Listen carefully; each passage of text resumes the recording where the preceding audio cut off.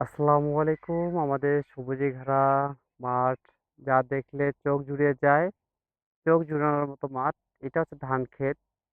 আর ধান ক্ষেত দেখলে যে কারো প্রাণ জুড়াবে। ধান ক্ষেত জুড়ে আছে কৃষকদের মায়া মমতা এবং প্রাণের স্নেহ এবং তাদের মাথার ঘাম পায়ে ফেলা পরিশ্রম। এই ধান থেকে চাল হয়, তারপরে আমরা ভাত খেতে পারি। অথচ আমরা যারা শহরে থাকি, গ্রামের যারা কৃষক আছে তাদেরকে কোনোভাবেই আমরা দেখতে পারি না।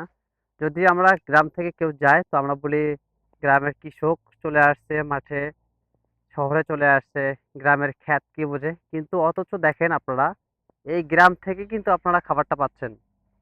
আর আপনারা যারা বড় বড় কথা বলেন না যে গ্রামের মানুষ খ্যাত, এই খ্যাতেরা যদি চাষ না করতো তাহলে আপনারা খাইতে পারতেন না। এই খ্যাতেরা আজকে চাষ করে বলে আপনারা বিধায় খাইতে পারেন। আর আপনারা তাদেরকেই চিনেন না। এটা হচ্ছে আমাদের ধান ক্ষেত, ধান ক্ষেতের মাঠ, বিশাল বড় মাঠ, যা দেখলে প্রাণ জুড়িয়ে যায়, প্রাণ জুড়ানোর মতো মাঠ।